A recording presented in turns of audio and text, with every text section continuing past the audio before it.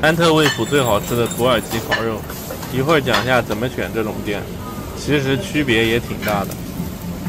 这种店就类似上海兰州拉面，满街都是，但是水平完全不一样。今天来吃安特卫普真正本地人吃的欧玛卡塞，顶级新鲜的扇贝，右边橙色的顶级新鲜的扇贝才有的东西，我觉得99%的观众都没见过。来吃个安特卫普很火的小海鲜，谷歌地图4.6分。If we have it, we have one table. You want the prawns, the scallops, the crab? 说结论，夏天吃绝对踩雷，3月初来吃过，感觉一般。现在12月底最冷的时候来吃，全部都很新鲜。每次来安特卫普，我肯定要来吃一次这个餐厅，综合实力最强的一家。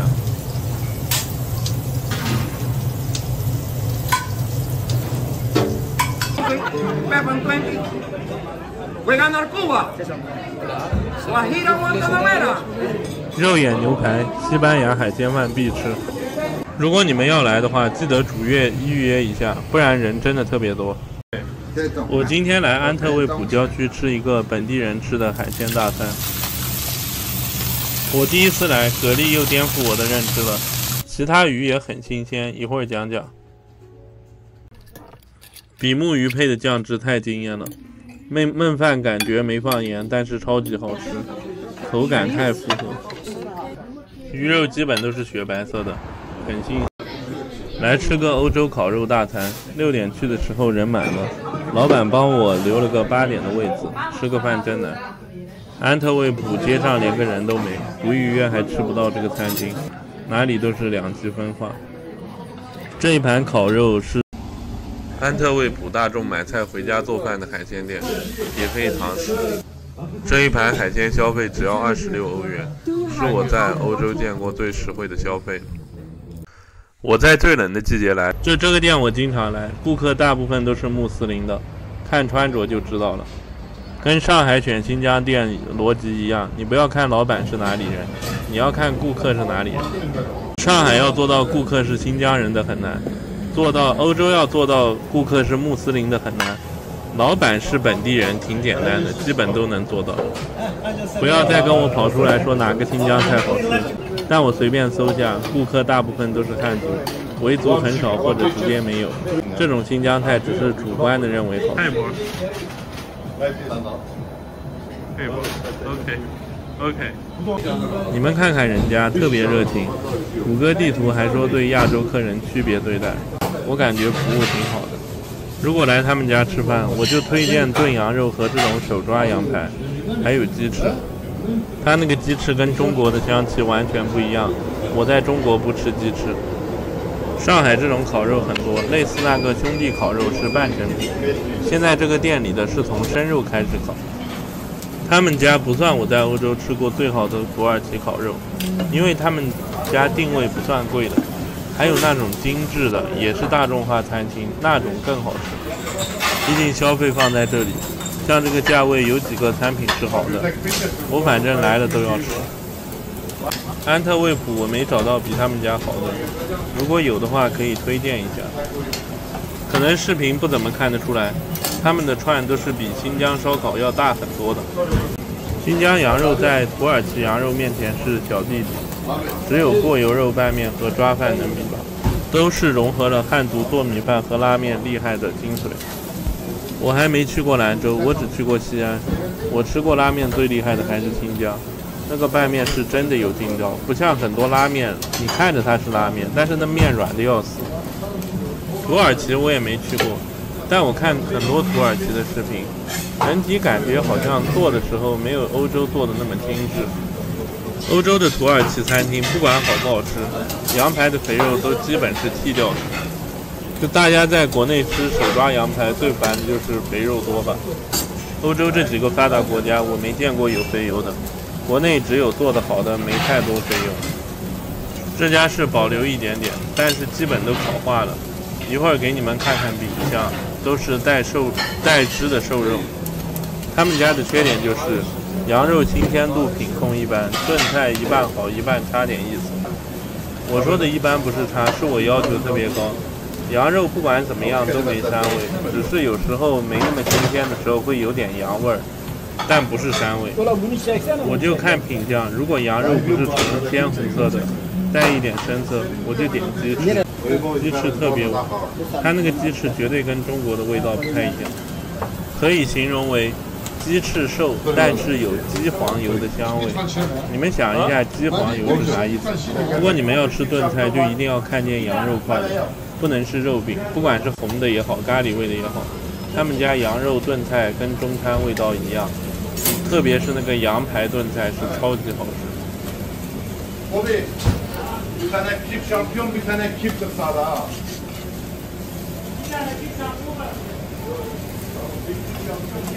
我刚才在拍视频，还有个土耳其老哥不会说英语的来跟我打招呼。就这里都是本地人吃，他们很多人来这里吃的只会说土耳其语。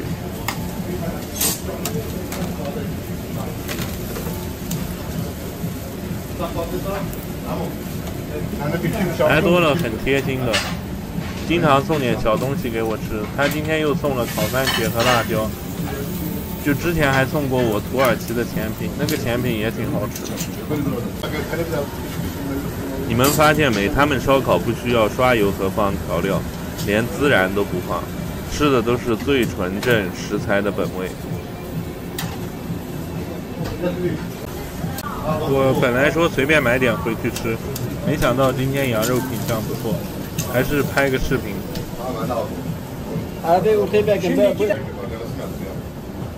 这家店的羊肉都没膻味。举个大家吃过的店，很久以前羊肉串，那个膻味对我来说挺明显的，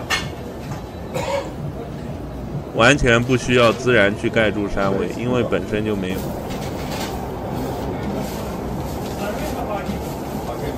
Yes. Okay, thank you, bro. 这道菜你们可以理解成中国味道的红烧牛肉，其实像羊肉，没有肥油的羊排和少油的抓饭，但是羊油味道挺浓的，羊油不是膻味。土豆胡萝卜炖羊肉很好吃，羊肉没膻味，跟牛肉吃着一模一样。我妈非要问我说这个肯定是牛肉不是羊肉，但是上面飘了一层羊油，特别香。整体的调味就跟中国的土豆炖肉的做法一模一样，不放在店里你们肯定以为这个是中国的。你们可以看一下汤底，已经炖得特别浓郁，不怎么是汤了。我说真的，就这个比中国炖的还好吃一点。羊排没有肥肉，基本都是带汁水的干香味。羊肉的口感不错，不老不嫩，一点膻味都没有，只有羊肉的香味。这辈子吃不来羊肉的人也会觉得特别好吃。我妈是一点羊肉都吃不了的人，吃这个直接因为她爱啃骨头，她直接把骨头啃到最深处都吃得来。辣椒跟烤番茄基本跟中国的味道一模一样。我都感觉土耳其炒菜就是中餐。羊油抓饭味道没新疆的好吃，因为米的品种不行。虽然米不是那种加深的欧洲人煮出来的米。土耳其餐厅反正就是欧洲满街都有的，但雷也挺多的。你们选餐厅还是注意点。法国我吃过很多家都是雷，我还没找到一家能吃的。土耳其也放姜，也不知道是不是古代中国传过去的技术。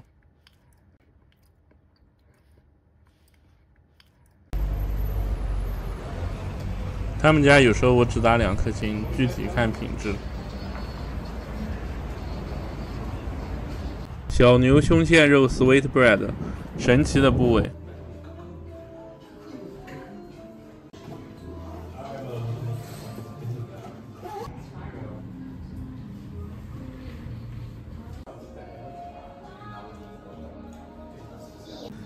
每次都有的脆皮配家庭手工酱。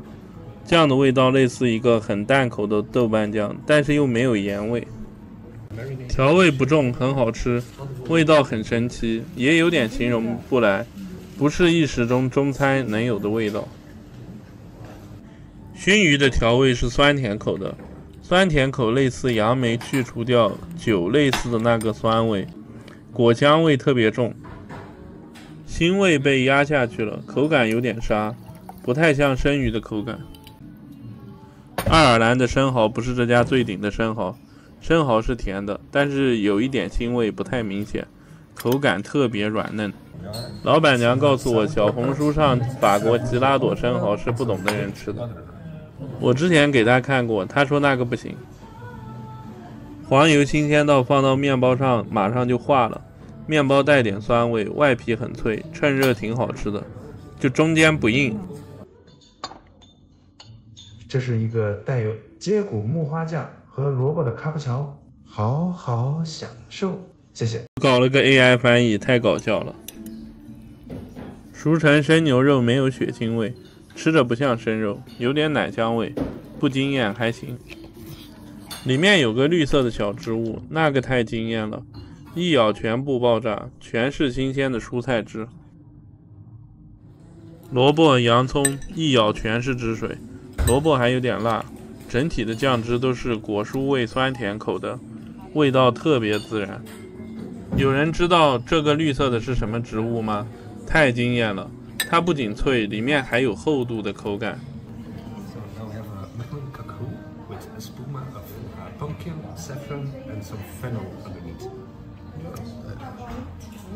首先这个汤放在面前，一股很浓的烧烤味扑面而来，里面还有烧烤的小公鸡。南瓜味很淡，但是能闻到，主要是优质奶酪的香味。有一股类似黑松露的味道，原来是藏红花的味道，这就是真正的复合味。鸡肉的口感不好，有点老，是鸡胸肉，但是有一股烧烤的香味。像这种西餐就是有路边小餐馆的锅气，没吃得过基本不会相信。Then you have a scallop with some leek, lobster sauce, oil of dill. 右边的这个东西我是第一次见过，他说只有顶级新鲜的扇贝才有，如果不是顶级新鲜的，这东西基本都要扔掉，吃不了的。龙虾酱的味道我是没吃出来，但是这个扇贝那种无敌的层次感又让我震惊了，外壳香，里面网越到心越嫩，太夸张了。整个扇贝就是鲜甜的，那么多酱汁没盖住那种鲜甜，日本的那些扇贝比跟这个差远了，那别说中国的，完全不是一个世界的。橙色的这个更吓人，那种柔嫩入口即化夸张的口感，再多金枪鱼的舌腹都比不了。吃到中间有1秒钟有一丝腥味不明显，但是1秒过后全部消失，特别神奇。你都在想这东西到底有没有腥味？味觉不明显的，那你可能不知道，怎么知道自己味觉明显不？如果你吃不了国内90%以上的鱼，那就说明你味觉明显。如果按我的标准，那国内可能没有什么卖海鲜类的店存在，包括河鲜。河鲜可能除了瘦身鱼100%。So now we have sweetbreads with parsnip puree, asparagus, and a sauce of ultimate balsamic vinegar.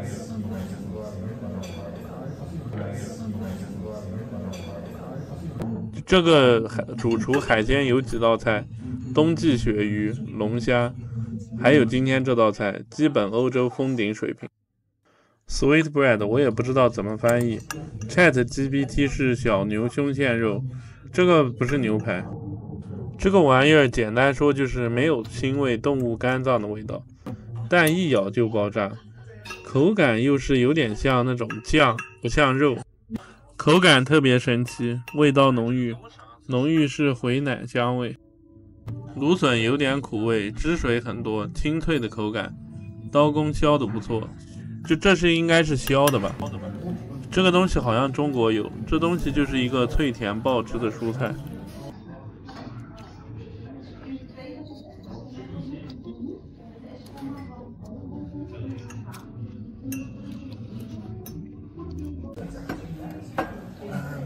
Now we have some venison with potato mash, broccoli, root celery, and a sauce of truffle. 我忘记说了，它的所有热菜盘子都是加热过的，所以他们端盘子都是戴手套的。我看日本那个做法餐的日剧《东京大饭店》，木村拓哉演的，就是要鹿里脊肉是最嫩的部位，鹿腿肉他说不行，太老了。这个是鹿里脊，但我也觉得老。我妈说她的不老很嫩，我觉得没腥味，只有野味，我个人觉得不太好吃。问题主要是口感，野生鹿肉的香味也不太够。这个小菜不知道是什么，一咬就爆炸，带蔬菜的甜味，很牛。鹿肉没有我视频做过的另一家好吃。土豆泥不错，黄油香味足，土豆够细腻够沙，简单的小菜做出了明显的区别。上面的蘑菇味道有点像云南的干巴菌，很香。这个老板很擅长做蘑菇。Your dessert, so it's based of white chocolate, yuzu, some sorbet of lemon, and foam of yogurt. And you also have some big blueberries. Yeah, enjoy. The chocolate is homemade. White chocolate. White. It's homemade. Yeah. Okay. Yeah. Enjoy. 我纠结它的巧克力是不是工厂生产的，像这种餐馆只能吃店里制作的。第一个东西我不确定是不是白巧克力做的，第一口吃上感觉清甜细腻丝滑，挺无敌的。酸奶是带气泡感的，很好吃。现在上面的这一层进入是一个清甜的味道，这个很重要，下面就开始颠覆了。蓝莓的质量很高，大、甜、香、清爽，比国内的好吃太多。人家这种种植技术或者是选品能力太屌了。这个是个脆的白巧克力，完全不甜，只是清甜，不油腻的奶，很淡，非常好。这个黄色的东西说不上来是什么口感，很神奇，又有点沙，有点果酸，马上扭转了整个甜品的调味。黄色的这个小东西也是带果酸的，具体是什么水果的酸味我记不住了，我也不可能给你们说它吹的那些柚子的酸味。这个带夹心的也是酸，但是那种酸味不好形容，又是认知外的酸味，就比较类似水果的酸味。右边这个是橙子酸味的冰沙，也是很神奇的味道。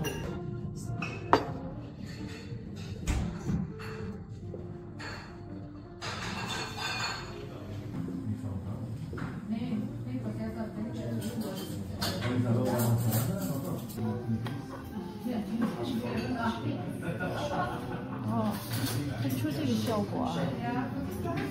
世界上最好吃的冰淇淋，丝滑清甜不腻，无敌的。我妈这种不吃这玩意儿的东西全都吃完了。家里高水平制作的冰淇淋跟工厂生产味道区别很大的，主要太丝滑。我可以说基本100%的观众只吃过工厂里生产的冰淇淋。这个店只能冬天来，不然你吃不到它的境界。它是比较擅长海鲜。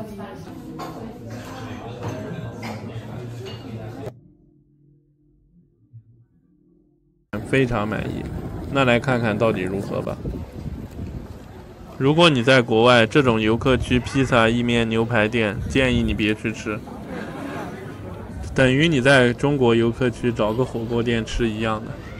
是会有本地人吃，但就是你们脑子里最难吃的那些西餐。像这个小海鲜店虽然开在游客区附近，但是这种品类型的店我见过的挺少的。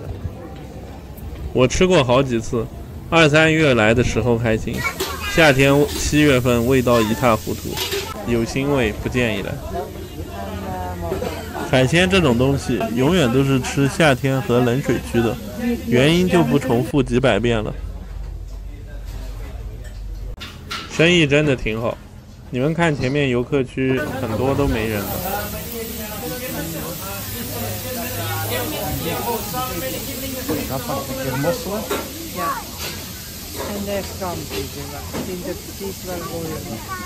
You want the prawns, the scallops, the bread. I'll take one of the octopus too.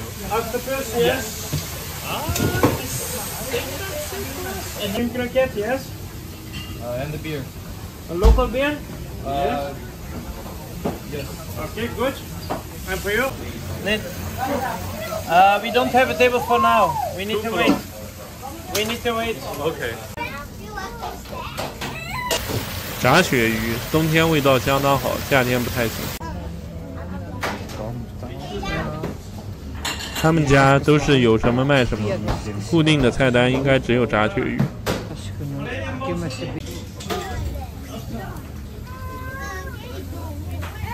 Give me the order for 2 persons over there. Order for them. Grilled mussel. Scampi's, mossel en So 1 1 fries, 2 Nou, kidney, het 1 eten we with met 1 vrienden, mussels, hè? yes. The drinks, please. Scampi's dan, 1 keer mos, 1 1 keer small beer, kibbeling 1 keer en 1 frit en 2 glazen zwaar. In total 48.50.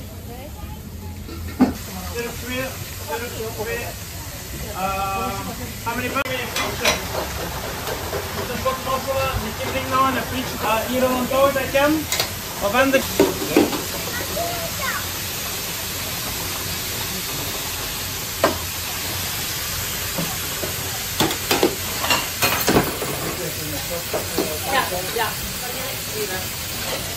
Ja. 1 keer kibbeling. 1 en 2 kibbelingen. Ja. Voilà. Ja, dan direct geven.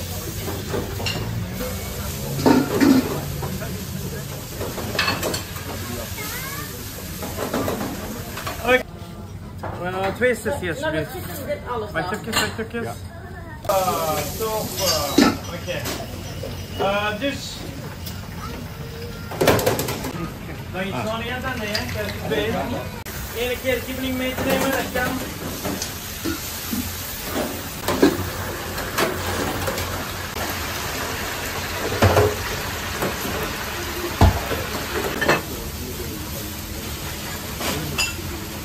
这个店应该算特色小吃了吧？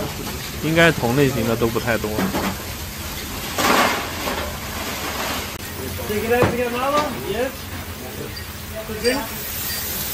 老外这炸鱼也是牛，完全不沥油。等会儿你们看，完全没油，盘底也没有。Upstairs table number 6, okay?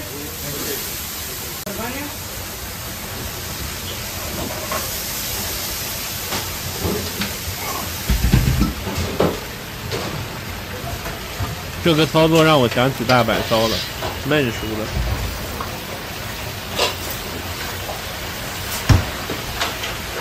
欧洲美食我尽量选谷歌地图4.5分以上，评论300以上有热度的店。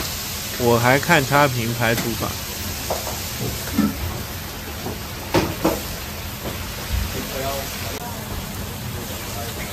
Thank you, bye bye. Have a nice day. Thank you.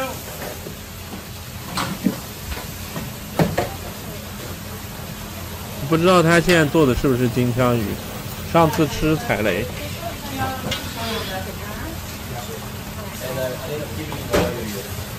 Kibbeling komt er direct uit.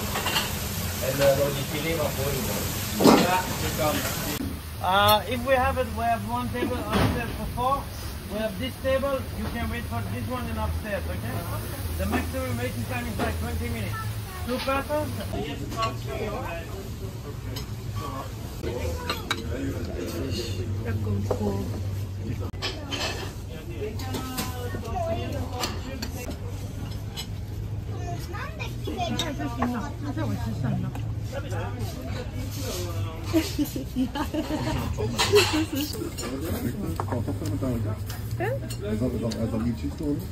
鳕鱼相当好吃，没有腥味，可以说像没放盐，但是又不会觉得没味道。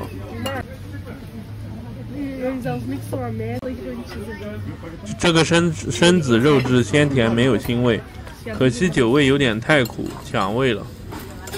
鱼肉口感真实，不老也不嫩，特别好吃实在，分量很大。就这个酱汁的味道让我觉得有点不像是自己店里做的，但是里面有类似蔬菜的东西，所以我不太确定这是不是店里自制的酱。这个好吃的鱼肉，我觉得没什么蘸酱的必要，吃肉质的好就行。今天的身子是吃爽了，虽然有点酒的苦味，但是完全盖不住食材的鲜甜。一般这种尺寸的虾，我吃过的全部都超级难吃，肉又面又腥的。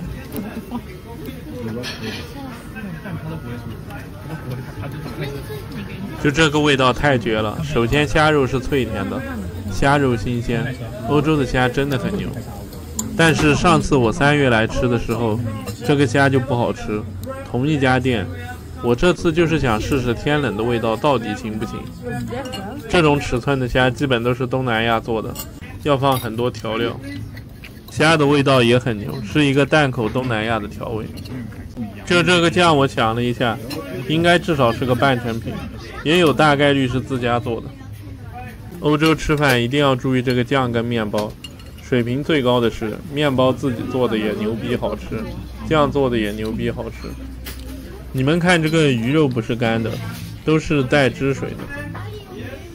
这家店的面包反正就普通水平，应该是在外面买的。我做个总结，海鲜食材都不属于高级食材，但是属于冬天很新鲜的。夏天建议别来，冬天最冷的时候一定要来试试，价格便宜，实惠好吃。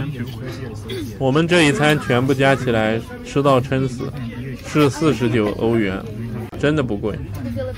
我妈觉得太好吃了，明天叫我带她来吃螃蟹和另外的海鲜，还有炸鱼。评分等级5 3颗星，新鲜的食材，专业的技术。如果是夏天的话，我会给最低等级。我刚开店的时候来的，人全部都在排队进店。这家店基本不做自然客流，街上都没人，全是老顾客生意。这个好像是紫水晶，放在门口卖的。我其实一直有个疑问，气氛服务那么好的餐厅，国内对标的基本就是海底捞。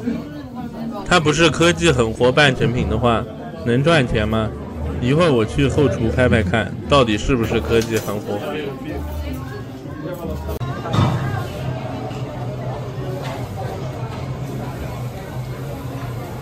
The medallón, corona de cordero, de picanha, and the judía galega.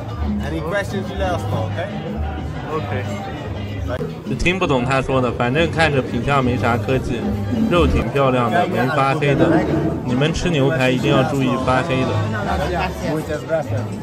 就这个厨房很干净了，开了几10年的餐厅能保持成这样。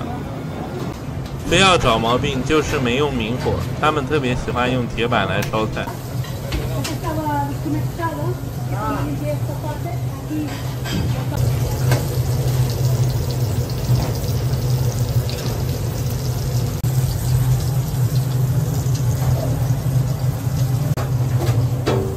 你们看看有没有预制菜，我好像没看到，都是从生的开始做。外国也不是都没有预制菜的，我今天吃的非洲烤鸡好像就是预制菜。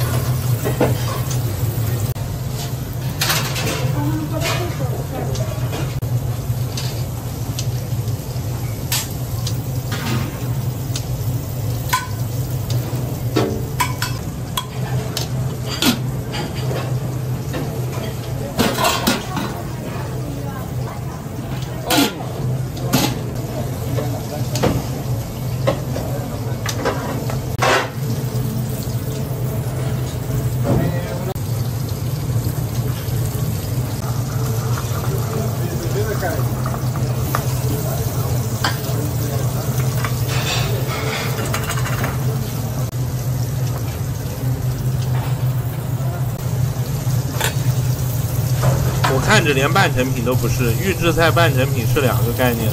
国内很多餐厅喜欢偷换概念，说他们绝对没有预制菜，但其实很多都是半成品。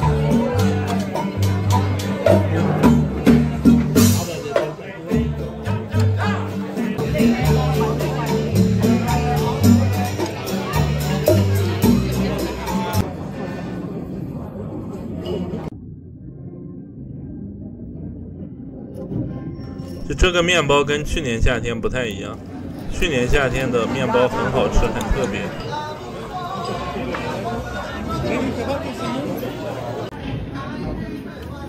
他们家的酱也是特制的，不是那种超市瓶装的，很特别。Mayele, be careful, this is hot, okay? Okay.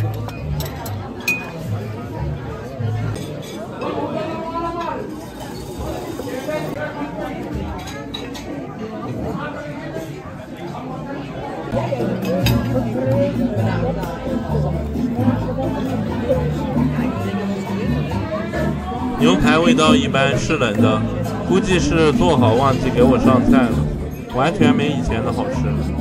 牛排的肉感很真实，就是一个纯肉的口感，跟中国的牛肉都有一点像，没有 Costco 的那种进口牛肉的牛膻味。你们看看这个 medium 的品相，我也不知道几成熟，我一般都选 medium， 就中间火候掌控无敌的嫩粉色，我觉得一般是因为凉了才给我上的。西班牙海鲜饭刚吃的时候感觉太惊艳了，超级烫，鲜美不咸入味。夏天好吃太多了，夏天还是不太建议吃海鲜。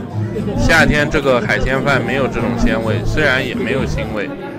虾仁是脆甜的，很新鲜，但是你非要让我找毛病的话，还是有一点点虾的腥味。我妈虽然没有吃出来。鸡肉超级好吃，很入味，鸡香味浓，没有鸡腥味，比黄焖鸡香太多了，同一个类型的东西。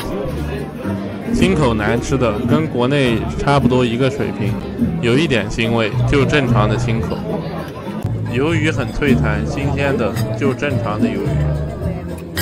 蛤蜊味道也是一般，跟国内正常新鲜的水平差不多，能吃出一点蛤蜊的腥味。像斯里兰卡那人做的蛤蜊就完全没有腥味。这个可能是海肠，味道不错的，新鲜没腥味，口感很紧实。热着的时候，这个米饭是太好吃了，完全无敌的，完全不是那种不会煮饭老外做出来的家常米饭，品质不错的米饭。里面还有一个脆甜的豌豆，又增加了一个复合的味道。Voy a ganar Cuba. Guajira, Guantanamera. Y Café. Here you can throw the cells.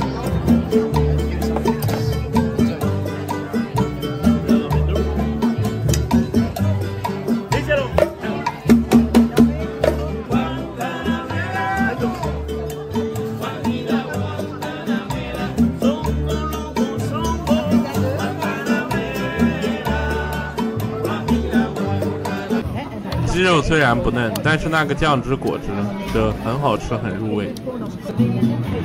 这整个小墨鱼仔也很好吃，完全没腥味，脆鲜。新荣记的那个旺潮应该是同一个品类的东西。旺潮我吃过一次，有点腥，直接免费退掉了。牛排中间颜色很漂亮，也没血腥味，还是挺好的。小龙虾不好吃，没什么腥味，但是肉有点面，不够脆。里面的蔬菜都不错，很新鲜，一咬都有汁。我总结一下，这个店挺不错的，2个人100欧以内能搞定。牛排肉很真实，味道今天不出彩，但上次有点小惊艳，我还以为是合成的。就这个玉米很甜很脆，很惊艳。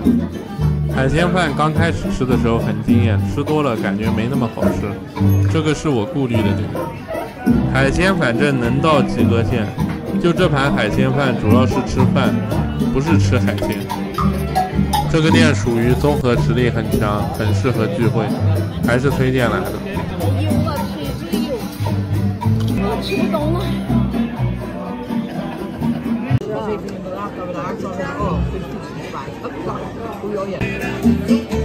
天还在止损。我思考了一下，安特卫普的特色应该就是海鲜。我之前去巴黎吃过米其林餐厅的海鲜，都不如这里的米其林餐厅的海鲜。那我不如找找郊区接地气、真正老百姓吃的海鲜餐厅，没游客的那种。这个店我研究了下英语评论，没人骂难吃，分数高，也有一点小热度，估计还行。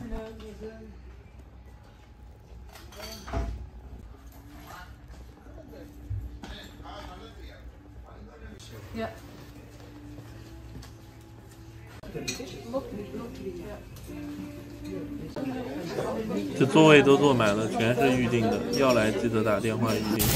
街上一个人都没有的店能坐满，确实可以。这栋 OK， 这栋啊 OK， 这栋。这 olive oil, 100%,这semua,这 salam, 这 kawaliya, 这 kelbat, 这 leg fillet, mixture 3 so. All so mixture is the set.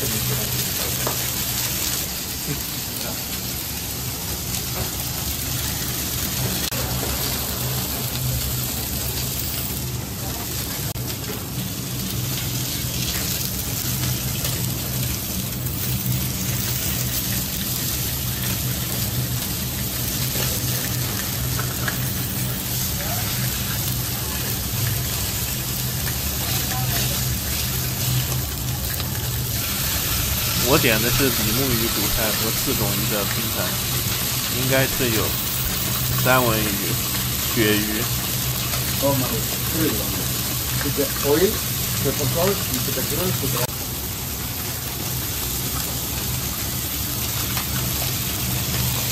完全不放调料的烹饪，不错，就只放了一点油，连盐都没撒。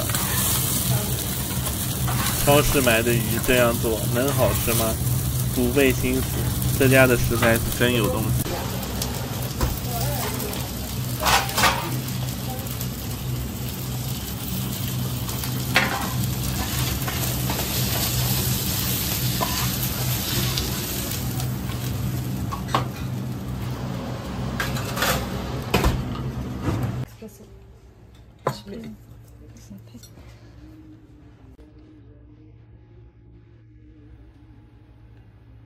我看了下，是有咖啡机的，香浓带一点点酸，就很正常的上海满街都是的味道，不是粉冲的。黄油是有点蔬菜的味道，但主要的味道跟飞机上送的那个工厂的有点像。面包的周边是有这种小颗粒子的，跟普通的不太一样，但是味道差不多。我以为我点的是个拼盘 mix， 结果点错了。我个人是不喜欢吃这种蛤蜊类的东西。就这个在上海小平饭店叫黄贝吧，那我就先叫它黄贝了。一般这种贝壳类的肉里面，我脑子里植入的印象就是肉里面有一点能接受贝壳的腥味，但我不太爱吃。这个是完全没有，一丝都没有，是零的那种味道。就这个是真正可以用鲜美来形容，特别下面还有个汤。下面的汤应该是东京第4拉面琥珀真正想做出鲜美的味道吧。洋葱也好吃，清甜，整体带一点葱香味。就这道菜跟中餐很像，但是比中餐更厉害。基本没有什么盐味，但你不会觉得没味道，全部都是食材的清甜。我反正把下面的汤全都喝完了，这道菜实在太顶。我以后知道有零能接受贝壳腥味的贝壳了。我以前还以为再新鲜的贝壳都有点那种味道，现在是完全解惑了，就是没有。Thank you. This one is me. Okay, thank you. Okay. 刚才黄贝里面有个很细很辣的萝卜丝，细节无敌了，都牛。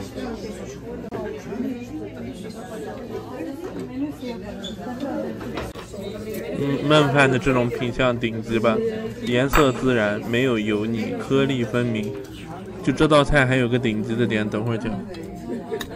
欧洲最厉害的是做到超级健康，味道还吊打国内，无敌的。像国内那些鱼放一大堆辣椒，还是腥的要死。我妈那3个白生鱼都很好吃，全部一起讲了，味道都差不多，最下面的那个薄一点，铁板的香味更多一点，没有腥味，腥味为零，鲜甜倒是也没有，口感就是大片的蒜瓣肉。这东西是新鲜的，算好吃的，但是还是要搭配一点酱汁，咸味是没有的，但挺有味道的。三文鱼熟的不好吃很正常，有点鱼腥味，我跟我妈都不喜欢，肉也老。我点的这个比目鱼不能吃两边带刺的部位，有腥味，中间这些大片的白肉都没有腥味，都挺好吃。那个带油的酱汁吃不惯，淡白色的酱汁顶级水平，奶香味太浓郁，有点像羊奶的味道。就这个焖饭实在太好吃了，里面有清脆的小豌豆，太清甜了，顶级复合的口感。我不知道这东西是不是焖饭还是拌饭，反正味道真的绝。国内搞一大堆煲仔饭，又油又腻，连这个东西的毛都摸不到，真的不夸张。那个厨师老哥跟我说他是斯里兰卡的，斯里兰卡那么会做饭吗？真的太屌了！这家店我还要来，等我从德国回来我再去。说欧洲老外不懂吃的，真的呵呵了。人家少油少盐，做到清爽有味道，有味道无调料，真的很屌。勉强能理解，如果不是真正懂吃的，让你跨省找本地人顶级吃的，普通人肯定都找不到，别说跨国了。这中间的这个鱼肉是完全没腥味，没什么刺的，加点这个奶油酱太舒服了。就这奶酱肯定是自己做的，半成品科技不可能那么好吃，但是沙拉配的那个可能是半成品加了点蔬菜拌的。我总结一下，鱼很新鲜，但应该没有高级食材，少盐，但是粉入味，很好吃。沙拉有一半是蔬菜是走心的，不是那种最底端的吃草大货，比如番茄水很多很香。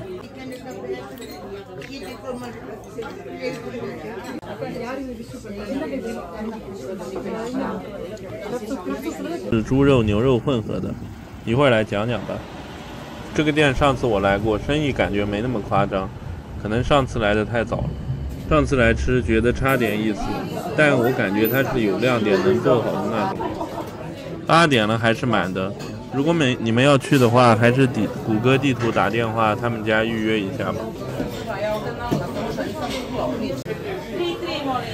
里面烤肉老哥看着挺狠的，可惜还没熟悉到可以要求进去看。这个自制酸奶酱太好吃了，一会儿可以讲一讲。比很多米其林配面包的酱还好吃，更接地气，而且味道挺独特的。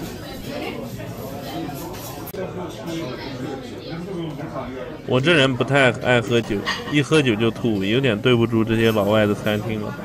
老外来吃饭基本都在喝酒。我今天点的是这个拼盘，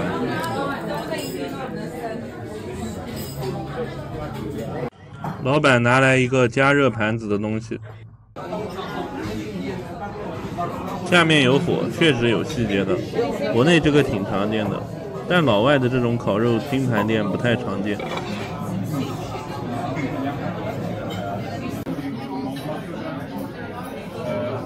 面包就是比较普通的那种，没怎么用筋的，但也挺好吃。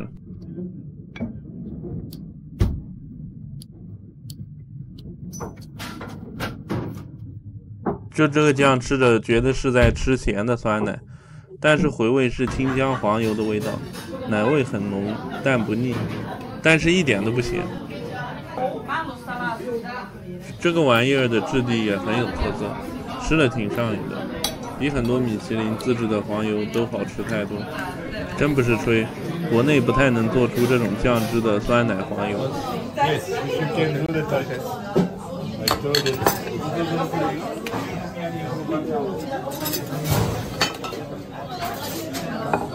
这个肉量就是我喜欢的。具体什么肉可以看前面菜单，我给翻译了。我第一眼看上去有个类似牛排的东西，可能是牛腰肉，有点老。这个就是真正的番茄酱，看着是现炒的，不是超市里面买的那种。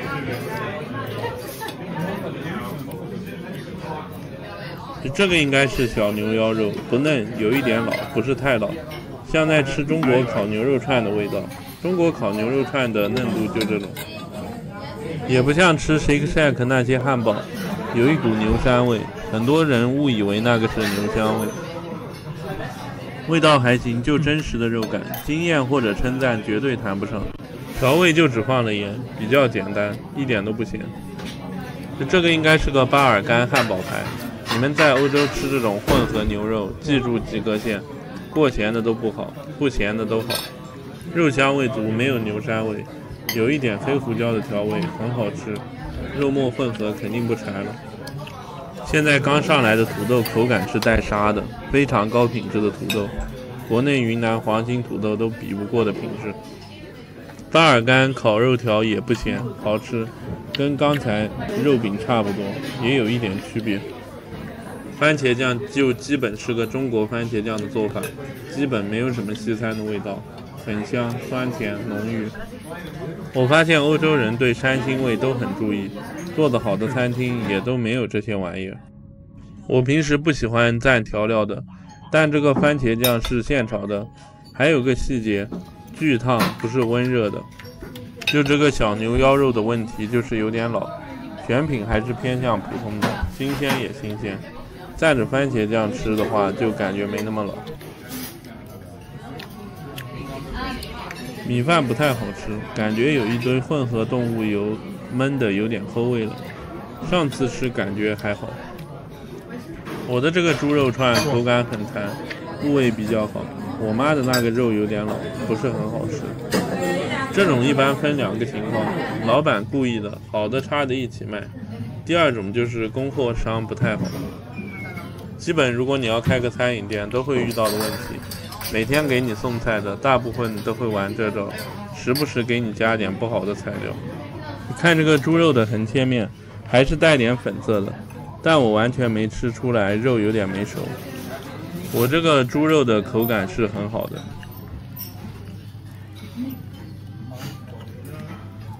茄子相当好吃，应该是用肉汁炒的，很入味，很香，也嫩。这个就是中国菜的做法。土豆稍微凉了一点，口感就没那么沙了，但还是很香，很明显带着黄油味。我这个人是不喜欢吃饭的时候吃那么多薯条，不然比利时的薯条是很出名的，土豆真的挺好。其实你们看到这个牛的横切面，就知道肉很老了，吃着确实老，但没什么怪味，能吃。加了番茄酱的话，味道会好一些。这个黄色的彩椒特别好吃，炒软了就很入味，没加生，很嫩。我自己可以吃完他们家的全部蔬菜，就是跟中国炒法一样的蔬菜，但是没有多余的调料，完全都是蔬菜本身的香味，挺好吃的。他们家就是牛排太老了，不然这家真的是完美，除了牛排以外都挺好吃的。我感觉欧洲人不太会做牛排，或者就是牛排的品质不太好，可能牛排还是要去美国吃。我妈的这串猪肉也老，这家店厨艺真的很不错，就是货源品控太差了。他们家蔬菜好吃，选品好，都炒软了，而且肉汁全部入味进去了。辣椒这样的就是要这样炒，你们自己在家里炒也可以这样。辣椒一定要选薄皮的，如果辣椒皮厚的话，你炒出来辣椒是带脆汁的，半生的感觉就不会很爱吃。辣椒这个东西其实真的挺奇怪，脆的反而不好吃。看看这个猪肉的品相就不太好看，肉的质地和颜色就挺死的。虽然里面半生不熟，但真的没吃出腥骚味，也没吃出来因为半生不熟软嫩的口感。有观众知道是为什么吗？这个牛排也是，感觉大概是个8成熟，也挺老的。可能还是价格太便宜了，54欧元，那么多肉还配品质牛排，不太可能。也没搞懂老板的经营思路，真的没必要配牛排，还是客人不看品质，只看丰盛度。总结一下，蔬菜好吃，酸奶酱顶级，土豆好吃，除了牛排和那串猪肉，其他都挺好吃的。我今天就不评分了，这次不是说不好，是感觉品控还是有点问题。希望他们以后能好好做吧，跟我觉得他们家让我很满意的一些产品一样。所以没腥味，其他时候味道怎么样不知道。我在地图上看到人均10到20欧元消费的海鲜店，又不在市中心游客区的高分店，我就想来试试味道到底咋样。一般来说，在国内我吃过这种类型实惠放在你面前的海鲜的店，基本都吃不成，都有腥味。它这个店的性质类似于菜场，我看很多人买了回家自己做了吃。它的模式就是你自己选海鲜，全部都在铁板上煎制。他说22欧元1公斤，在欧洲消费真的算低了，20多欧元2个人在店里坐着吃，真的挺便宜的，只能吃点快餐类的食物。我反正是都选一下，先尝尝味道如何，好的话再来。就这次我吃这个是学到不少经验的。This one. One piece? Yes. One. Yes. Oh, this is bacon. 这什么鱼啊 Okay, one. This one. Yeah. 17. OK。新鲜不新鲜，一会儿再说。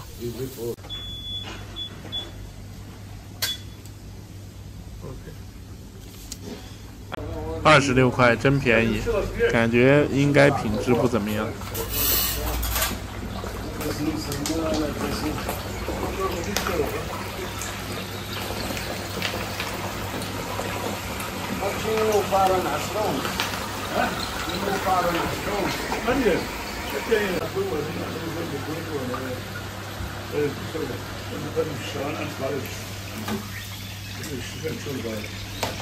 他们会送一点炸辣椒之类的小菜。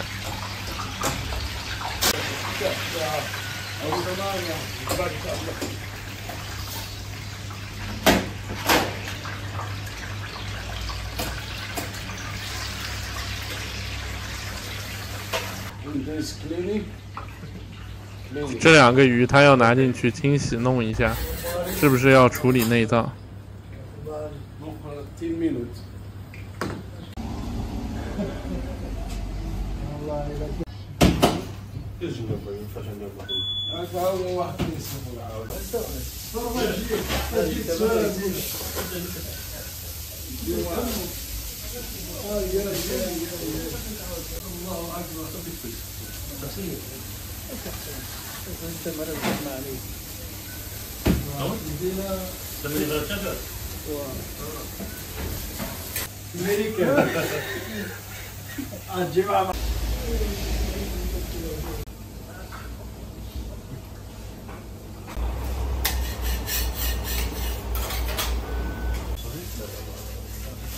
就这个店流动性很大，很多人来买鱼，拿回家自己做。如果要来，建议冬天冷的时候，夏天肯定不行。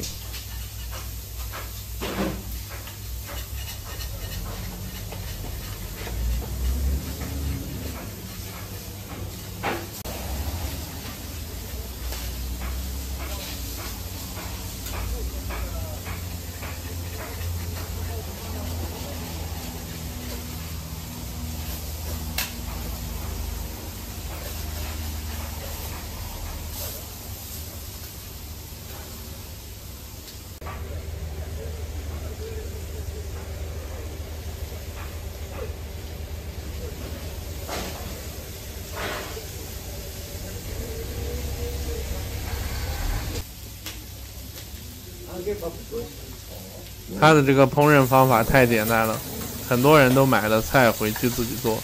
不过有个好处就是油比较少，基本没有。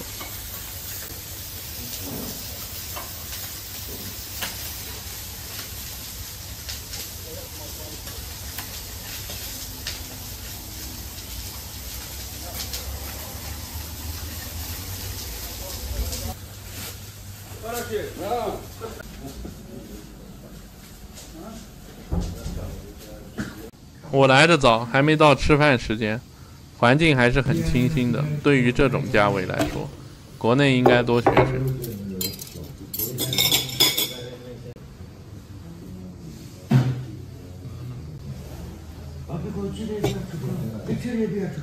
Do you have the hot water? 就这个量，我感觉在欧洲正常价格应该是50欧元。就这个是一个番茄汁，不过有点稀，水有点多了，没上个视频烤肉的番茄汁好。那个番茄汁很浓郁很香。如果我不是每一条差评都读了，欧洲这个价位我是不敢来吃海鲜的。这个鱼排一点腥味都没有，但我发现鱼排这个东西不是顶级鲜的，会有一点类似咸的味道。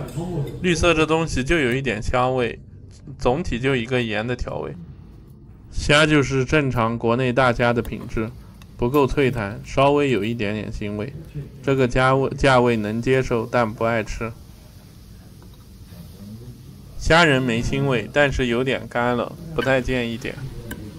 我说的干是外皮那一点，里面还是正常虾仁脆弹的口感。就这些薄的鱼排，你们看鱼肉品相知道还可以的，都是雪白色的，我下次还会吃，只是来说不是那种顶级鲜的鱼排。就这个鱼排跟上个视频斯里兰卡的那个比，肯定是差点，都没腥味，但是能吃出来是有差距的。辣椒还挺好吃的，欧洲油确实可能要比我们要好一点。那个炸的油我刚才视频拍了，看着品相不好，但实际吃着不算油。我做这个视频的时候，我人已经在巴黎了。今天中午吃的那份米其林的鳕鱼比这个差远了，说真的，不是一个级别的。米其林的鳕鱼还带腥味，谷歌地图4.8分，真的垃圾，吃的最气的一顿。巴黎雷真的多，我以前不拍视频就踩雷很多，我前面踩的雷也没拍视频。如果大家直接来巴黎接触欧洲菜，很容易觉得难吃，游客店是太多了。这个小鱼不错，有一点鲜味，没腥味，比鱼排好吃。旁边这个鱼也不错，下次来点整个鱼就点这样的，带点鲜味，你们来也可以点。就这个厨师英语不太好，我不太好问他是什么鱼。就这个鱼尾巴也不行，但是没鲜味，不推荐。现在来吃第3种鱼，就是稍微胖一点、圆一点的。如果有观众知道3种鱼是什么鱼的话，就去评论区留言。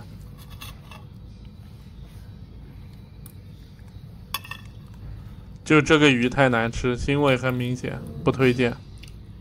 总结一下，便宜实惠，选对鱼挺好吃的，建议大家来试试。这个做法应该就是选薄的鱼会好吃一点，选整条鱼的会稍微鲜一点。整体调味就是一点盐味，其他味道不明显。